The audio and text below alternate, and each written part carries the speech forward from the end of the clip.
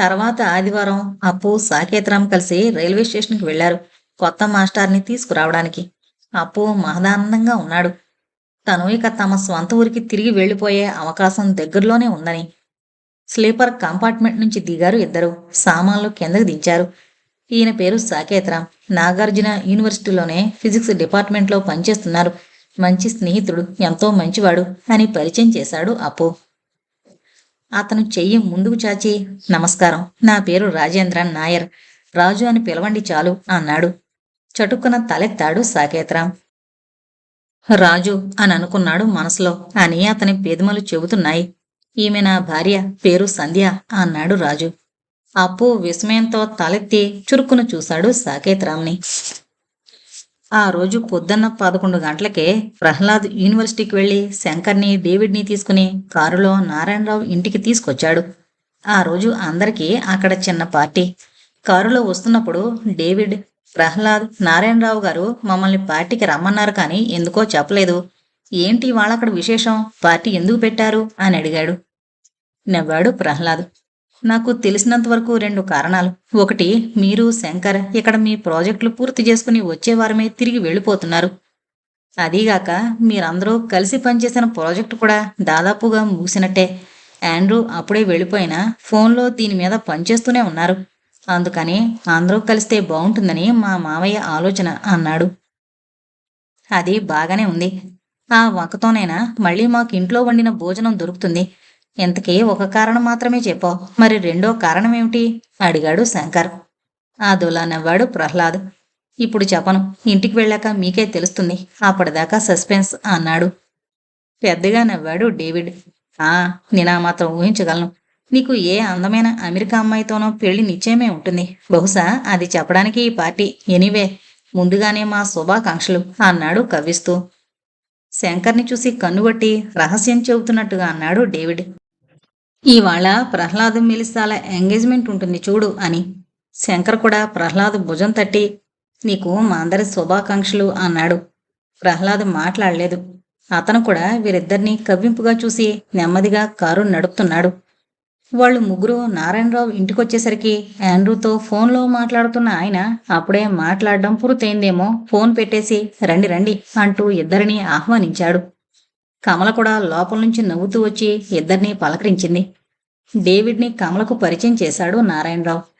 మీకు కమల మా ఇంట్లోనే ఇంతకుముందు పరిచయమైంది కదా అన్నాడు శంకర్ వైపు చూస్తూ. అవును అంటూ శంకర్ ఆవిడికి నమస్కారం చేశాడు. ఇవాళ భోజనాలు ఇండియన్ వంటలు, అమెరికన్ పద్ధతిలో తింటున్నాం అన్నాడు నారాయణరావు. 2 గ్లాసుల్లో రెడ్ వైన్ తెచ్చి డేవిడ్ శంకర్లకిస్తూ. శంకర్ అడిగాడు, అమెరికన్ పద్ధతి అంటే అని. పక్కనే ఉన్న డైనింగ్ టేబుల్ చూపించాడు నారాయణరావు నవ్వుతూ. దానిమీద అందంగా పెరిచిన వెజిటేబుల్ సలాడ్, ముక్కలు చేసి రంగురంగులుగా అమర్చిన రకరకాల పళ్ళు, వాటి పక్కన ఒక ప్లేట్లో ఇడ్లీలు, ఇంకొక ప్లేట్లో వడలు, సమోసాలు, పులిహోర, ఇలా చాలా ఉన్నాయి. వాటి పక్కనే రకరకాల స్వీట్లు, పక్కనే ఒక జగ్గులో మామిడి పళ్ళ రసం. ఓ, చాలా చేశారే అన్నాడు డేవిడ్. అవును, ఇవన్నీ మీరే చేశారా అడిగాడు శంకర్ ఆశ్చర్యపోతూ. నారాయణరావు నవ్వుతూ అన్నాడు, అన్నీ ఆవిడే చేసింది, నన్ను వంటింట్లోకి అడుగు పెట్టనివ్వలేదు. చిన్నగా నవ్వింది కమల. ప్రహ్లాద్ వైన్ గ్లాసులో మామిడి పళ్ళ రసం పోసుకునొచ్చి కూర్చున్నాడు.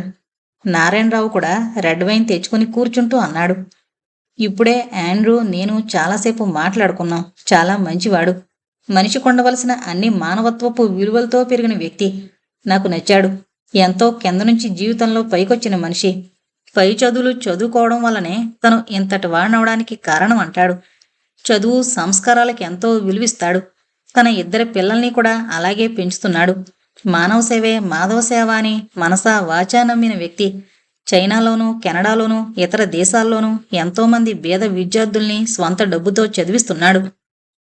ఆయనకి దేవుడి మీద నమ్మకం ఉన్నట్టు లేదు అన్నాడు ప్రహ్లాద్. చెప్పానుగా, ఆయనకి మానవ సేవే మాధవ సేవ. హేతువాది. చర్చిలకి, దేవాలయాలకి వెళతాడు కానీ అక్కడి శిల్పకళ, సంస్కృతుల్ని పరిశీలించడానికి మాత్రమే వెళతాడు. నన్ను టొరంటో రమ్మని ఆహ్వానించాడు. మాంట్రియాలో చక్కటి క్యాథలిక్ చర్చి ఒక కొండ మీద ఉంటుందని, చాలా బాగుంటుందని, అక్కడికి తీసుకువెళ్ళి చూపిస్తానని చెప్పాడు అన్నాడు నారాయణరావు. అవును, నేను విన్నాను, అది చాలా బాగుంటుందని అన్నాడు డేవిడ్. నారాయణరావు నెమ్మదిగా అన్నాడు. ఇక మన ప్రాజెక్టు విషయం. మనం మొదట్లో అనుకున్న అన్ని విషయాల్లోనూ ఉదాహరణలతో చర్చలు చేశాం. సంఘటనలు చూసాం. వాటి గురించి మాట్లాడుకున్నాం. కొన్ని జరిగిన విషయాల్ని పరిశీలించాం, విశ్లేషించాం.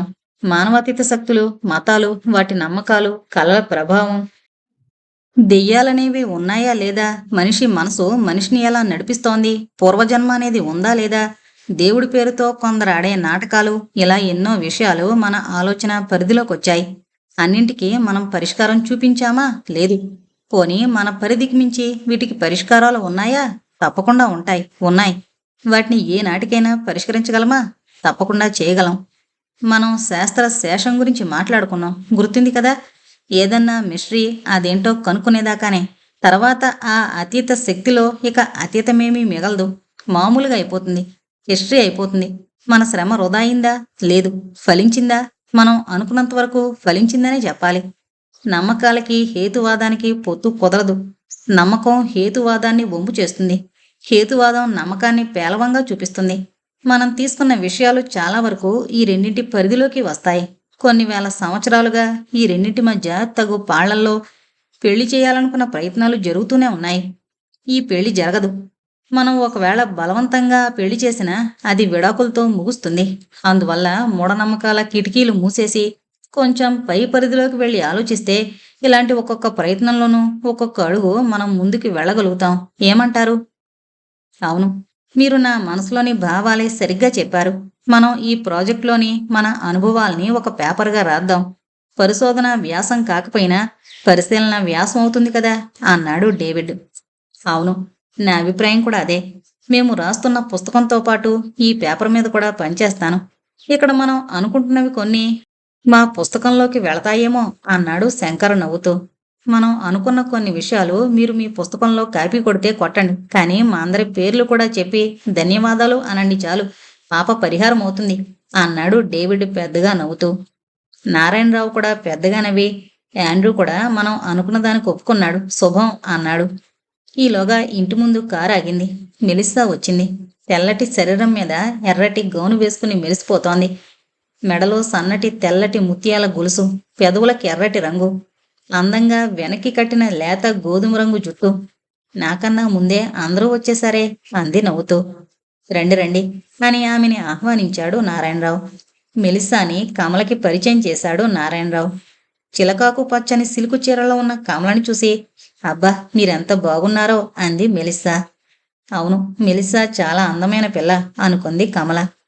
రెడ్ వైన్ తీసుకుంటారా అడిగాడు నారాయణరావు. తల ఊపింది మెలిస్సా. ప్రహ్లాద్ లేచి ఒక గ్లాసులో ఆమెకి వైన్ అందించాడు. మెలిస్సా అందంగా నవ్వి అతని కళ్ళలోకి చూస్తూ థ్యాంక్ యూ అంది. మొన్ననే మ్యారియోతో నా కౌన్సిలింగ్ మొదటి సెషన్ చేశాను అంది. ఎలా జరిగింది అడిగాడు నారాయణరావు.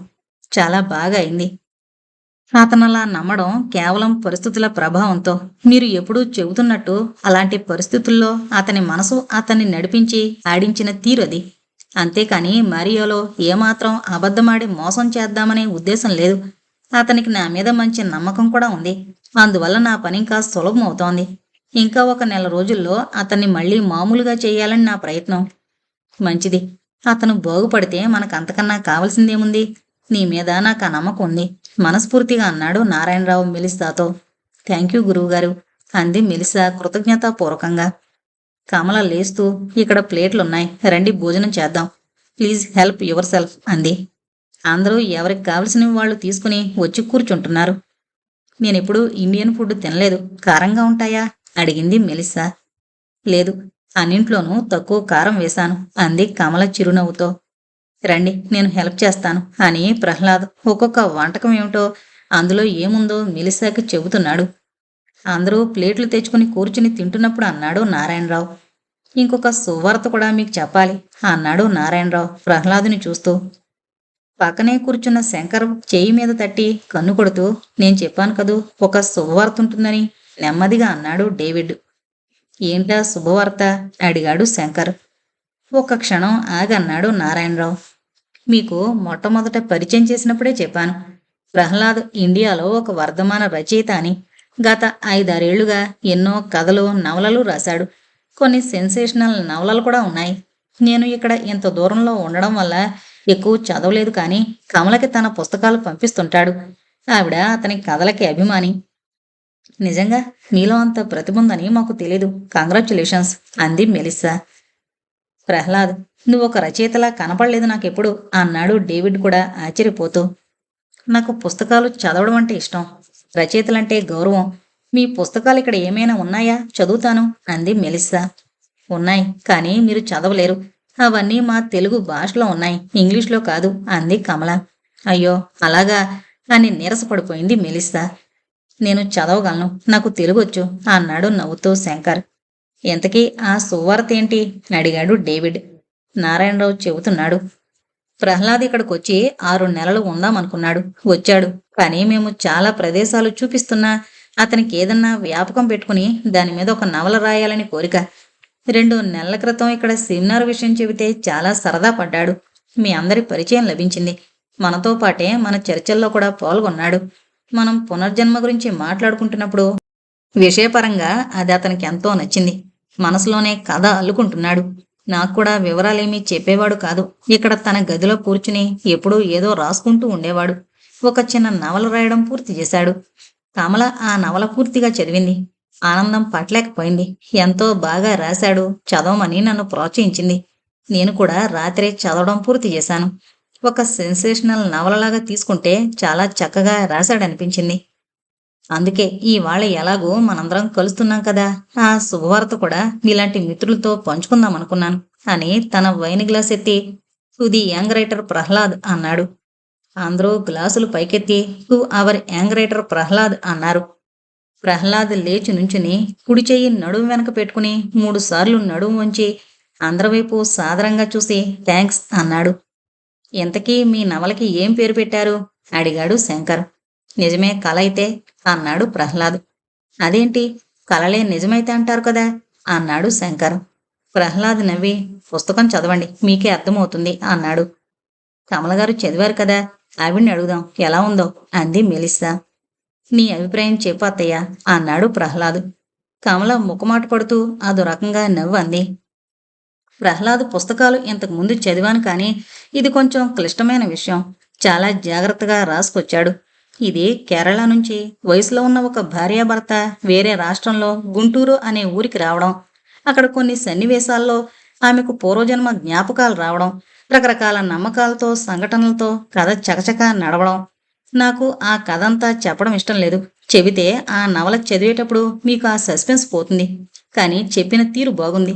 కథనంలో మంచి వేగం ఉంది. దానిలో సాకేత్రాం అని ఒక పాత్ర ఉంది. అతను ఏం చేసినా ఏం చెబుతున్నా ప్రతి పేజీలోనూ ఆ పాత్రలో నాకు ప్రహ్లాద్ కనిపించాడు. గుడ్ జాబ్ ప్రహ్లాద్ అంది కమల. మరి ఇంతకీ పూర్వజన్మ జ్ఞాపకాలనేవి ఉన్నాయా లేవా అడిగాడు డేవిడ్. నేను రాసింది ఒక కాల్పనిక నవల. దాన్ని పక్కన పెట్టి మా మావయ్యని అడుగుదాం, ఆయన శాస్త్రీయ అభిప్రాయం ఏంటో అన్నాడు ప్రహ్లాద్. నారాయణరావు సాలోచనగా అన్నాడు. నా స్వంత అభిప్రాయం చెబుతాను. ఒక మనిషి చనిపోగానే అతని శరీరాన్ని అతని మతాన్ని బట్టి తగలేయడమో పాతిపెట్టడమో చేస్తాం.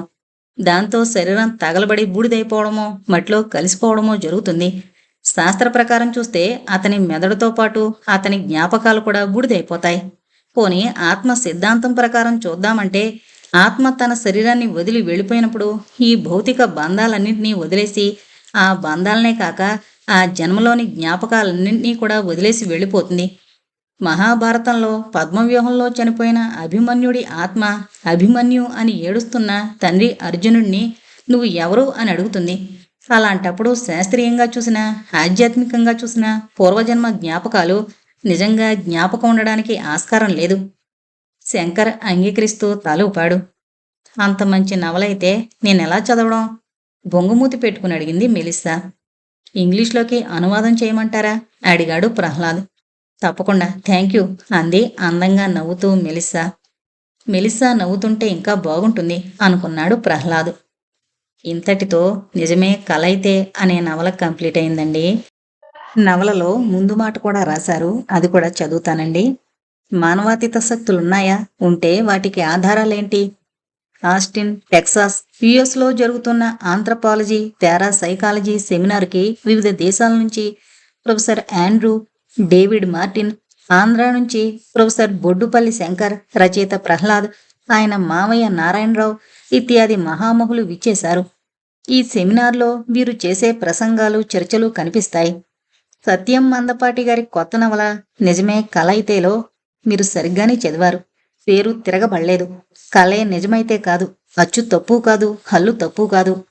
కథ ఆస్టిన్లో మొదలై కేరళ మీదుగా ఆంధ్రాలో గుంటూరు జిల్లా పర్యటించి మళ్ళీ ఆస్టిన్ చేరుతుంది.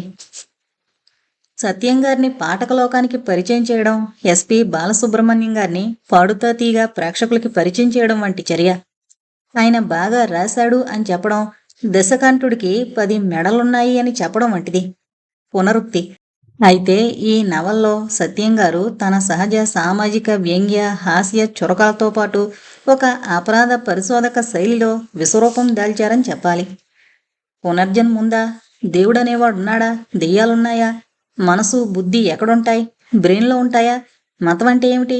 ఇలాంటి ప్రశ్నలు మానవుడు పుట్టినప్పటి నుంచి అన్ని తరహాల వారిని, అన్ని జాతుల వారిని, అన్ని వర్గాల వారిని, అన్ని మతాల వారిని వేధిస్తున్న సమస్య. ఎవరి మనసును బట్టి ప్రతి విషయం వారికలా అవగాహన అవుతుంది. భగవద్గీతకి అద్వైతపరంగా ఆదిశంకరులు, విశిష్టాద్వైతపరంగా రామానుజులు, ద్వైతపరంగా మధ్వాచారి వ్యాఖ్యలు రాశారు. అందరూ మహానుభావులే. ఎవరిని నమ్మాలి? సారాంశం. ఎవరి మనసును బట్టి ప్రతి విషయం వారికలా అవగాహన అవుతుంది. బైబిలో కప్ప కథే సముద్రం కదా. ఎవరి తల్లి వారి గొప్ప, అందరి అమ్మల కన్నా గొప్పది. అదేవిధంగా మన నమ్మకాలు. పుట్టి బుద్ధిరిగాక మొదటి దైవం అమ్మ, ఇంకొంచెం పెద్దయ్యాక నాన్న, ఆ తర్వాత గురువు, తర్వాత సమాజం. మన జ్ఞానం పెరిగే కొద్దీ మన గురువుల సంఖ్య కూడా పెరుగుతుంది. చివరికి ఈ విశ్వమే ఒక విద్యాలయం అవుతుంది. ఒక విశాల దృక్పథం ఏర్పడుతుంది. విష్ణు సహస్రనామాలు కూడా విశ్వం, విష్ణువు, వషట్కరాతో ప్రారంభమవుతాయి కదా. మనస్సు బుద్ధి ఎక్కడుంటాయి? బ్రెయిన్లోనా? కాదు. విలియం బాండ్ అని ఒక గొప్ప doctor, the eyes see what the mind knows, మన మనసులో ఉన్నదే మన కళ్ళకి కనబడుతుంది అంటే మనం చూసేది, అనుభవించేది మనోకల్పనే అంటారు మిథ్యావాదులు. మిథ్యావాదం, అద్వైతవాదం మనకెందుకు గాని, ఈ పాయింట్ అర్థం చేసుకోవడానికి ఒక సార్వజనిక ఉదాహరణ చెప్తాను. నా పర్సనల్ అనుభవం. గుంటూరులో చదువుకునే రోజుల్లో మా మెడికల్ కాలేజీ స్టేటస్కి తగినట్టు మేం ఇంగ్లీషు సినిమాలు చూసేవాళ్ళం. నలుగురం కలిసి వెళ్ళి లీలామహల్లో సినిమా చూసి బయటకొచ్చాక సినిమా అర్థమైనట్టుగా ఇంగ్లీష్లో మాట్లాడుకుంటూ ఒక్కొక్కడు ఒక్కొక్క కథ చెప్పేవాడు. సినిమాలో చూసిన కథగా అంటే వాడి మనసుకి ఆ సినిమా అలా అర్థమైందన్నమాట. అర్థమైంది కదా. ఒక్కోసారి అక్కడే ఉన్నది కూడా కనపడదు. మెడిసిన్లో ఎగ్నోసిస్ అని ఒక లాటిన్ మాట ఉంది. ఇది అజ్ఞానం నుంచి వచ్చింది. ఇందులో చాలా రకాలున్నాయి. అందులో ఒకటి చెప్తాను. విజువల్ ఎగ్నోసిస్ అంటే వస్తువు అక్కడే ఉంటుంది, మన కళ్ళకు కనపడదు, అంటే మనసు ఎక్కడో ఉందన్నమాట. దీన్నే మనం పరధ్యానం అంటాం. భార్యల చేత తిట్లు తినే భర్తలందరూ చేసే పనే. ఏ విషయమైనా మనం ఆకలింపు చేసుకునేది మనస్తోనేనని సారాంశం. అయితే మరుజన్మ ఉన్నదా అంటే సమాధానం నీ మనసు ఉందనుకుంటే ఉంది, లేదనుకుంటే లేదు. అలాగే స్వర్గం, నరకం వగేరా. మతం మానవ సృష్టి అంటారు సత్యం గారు. మతం అంటే సామూహిక మనోవ్యాపకం. ఒక సొసైటీ నడవడానికి కొన్ని రూల్స్ ఉండాలి కదా. దాన్నే ధర్మపదం అన్నారు బుద్ధులు. మనుస్మృతి ఇత్యాది అన్నారు హిందువులు. వాడెవడో జీవితం రేపపాటు కాలం అన్నాడట. అంటే పుట్టగానే కళ్ళు తెరిచి చనిపోయేటప్పుడు కళ్ళు మూస్తాడు. జీవితం ఆ మధ్య సమయం అన్నమాట. ఆ తర్వాత ఏం జరుగుతుందో వచ్చి ఎవరు చెప్పారు? ఇక్కడే వస్తాయి సత్యం గారు చెప్పే హిప్నోసిస్, పూర్వజన్మ స్మృతులు వగేరా. ఈ విషయంలో ఎవరి పిచ్చి వారికి ఆనందం. నీళ్లలో H2O ఉన్నాయా అని నిజంగా మనం ఎప్పుడూ అడగం. వాడెవడో చెప్పాడని మిగతా ఫిజిక్స్ అంతా చదువుతాం. నమ్మకపోతే మనం ల్యాబ్కి వెళ్ళి ప్రూవ్ చేసుకోవాలి. అలాగే రామకృష్ణ పరమహంస, కృష్ణ భగవానుడు లేక వ్యాస భగవానుడు మరుజన్మలు ఉన్నాయి అన్నారు కనుక నమ్ముదాం. తప్పేముంది? మనకి తెలియని విషయాలు మన పెద్దలు, గురువులు చెప్పినప్పుడు నమ్ముతాం కదా. అయితే ఈ నమ్మకాలు ఆకాశంబు నుండి, శంభుని శిరంబు నుండి సీతాద్రి అన్నట్టుగా గంగ ఆకాశం నుంచి వచ్చి హిమాలయాల మీదుగా కాలవల్లోకి, దరిమిల మురికి కాలవల్లోకి పారుతున్నట్టు మత సాంప్రదాయాలు, ఆచార వ్యవహారాలు, సాంఘిక వ్యవస్థలు చివరికి అర్థం లేని చాదస్తాలుగాను, సమాజ పురోగమనానికి అడ్డుపడే మూఢ నమ్మకాలుగాను, దురాచారాలుగాను మారుతున్నాయి. ఉదాహరణ: బాల్య వివాహాలు, వరకట్నాలు, కన్యాశుల్కాలు, సతీ సహగమనాలు. అందుకనే ధర్మం దేశకాల పరిస్థితులను బట్టి మారుతుంది. అమావాస్య మనకు చెడు రోజు, అరవ్వాళ్ళకి పర్వదినం. మరి ఒకరికి చెడు రోజు, మనకు నేడు ఉగాది. పంచాంగం ఒక సోది అన్న ఆ భూద్రియం అందరికీ సుపరిచితమే. అందుకనే మన సర్వేపల్లి రాధాకృష్ణన్ గారు a little knowledge leads to dogma, a little bit more knowledge leads to enquiry and a little more leads to prayer అన్నారు. ఒక వేదాంతి చెప్పాడు, దేశభక్తి అనేది కూడా ఒక రకమైన మానసిక రుగ్మతే సుమా. భగవంతుడు ఎక్కడున్నాడో చూపించమన్నాడట ఒక నాస్తికుడు, ఎక్కడ లేడో చూపించమన్నాడట ఒక ఆస్తికుడు. కలడందురు దీనుల ఎడ, కలడందురు సర్వభూత గణముల పాలిన్, కలడందురన్ని దిశలను అన్నాడు అద్వితీయ అద్వైత పోతన.